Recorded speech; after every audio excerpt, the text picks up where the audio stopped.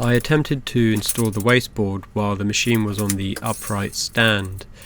I used hot glue to hold the T-nuts in place, but eventually gave up with that and placed the stand idea on ice.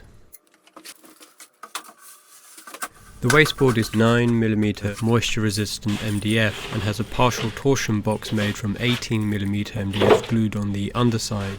My idea is the three boxes will add additional rigidity between the now thicker aluminium profile. By also using 12mm MDF, it should mean I'm able to pull the wasteboard flat against the aluminium frame. I'm using flanged machine screws to do this.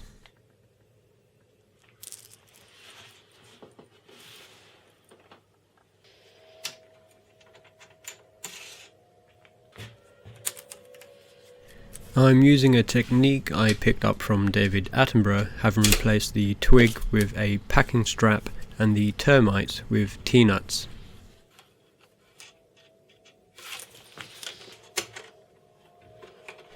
On top of this I will add 4 aluminium T-slot tracks and 3 pieces of MDF, which I will level with the machine itself.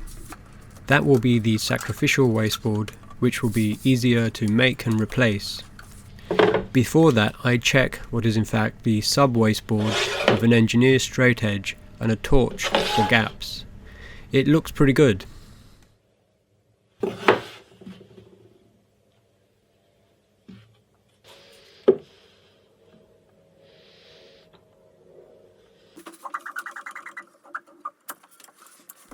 I finally checked the cutting capacity, which is now at 780mm along the x-axis and 600mm along the y.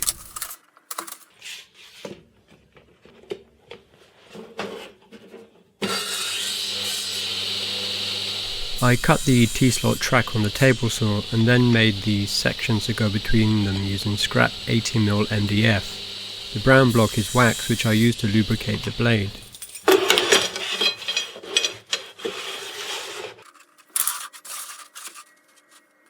I will be rebaiting 5mm on either side of the Sacrificial wasteboard, which will overlap the edge of the T-track. The difference in height between the track and MDF is also 5mm and will give me plenty of material to self-level over time.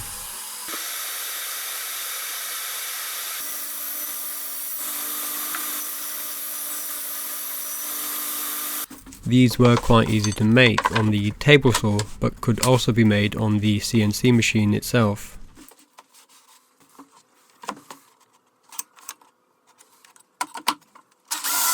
The T-slot track is squared against the front of the machine and screwed into the subboard.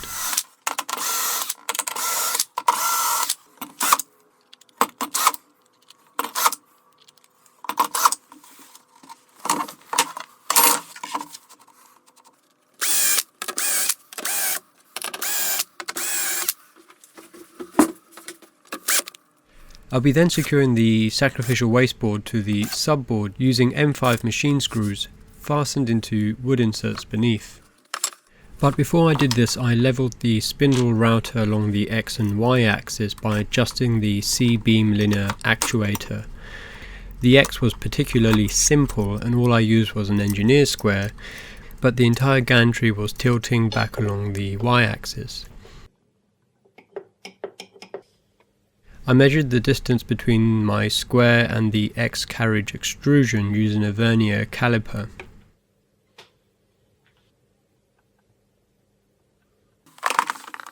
I took some exceptionally thin washers that I found during my swivel chair hack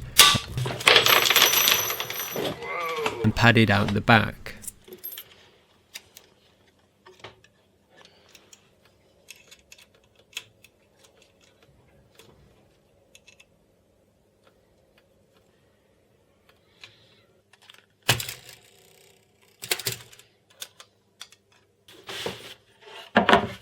I scored the MDF for the Sacrificial wasteboard using a marking gauge and drilled the holes with which to secure it down.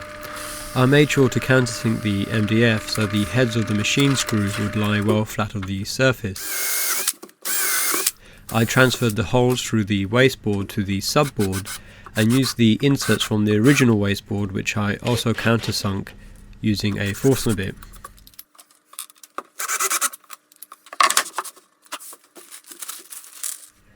Once everything was secured, I performed my first cutting job to level the Sacrificial Wasteboard. The bit I used was a 19mm straight flute, with the feed rate set to 3000 mm a minute.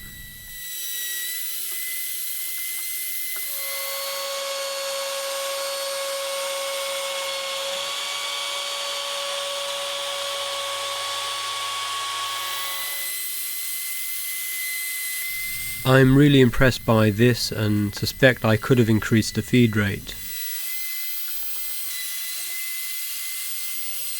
Once done, I checked the level using an engineer's straight edge and a torch. While this might not be how I would recommend building a CNC machine from scratch, if yours happens to be underperforming, I highly recommend these improvements. A new reinforced polyurethane timing belt, thicker aluminium profile for the base, securing the X-axis profile with bolts, upgrading the Z-axis with a C-beam linear actuator, fitting a more powerful spindle and replacing the wasteboard, all of which amounted to turning this machine from something barely capable of hitting the spot to a real workhorse. You can access a CNC related playlist in the information card at the top right corner of the screen. A full inventory of parts is also available from a link in the description below.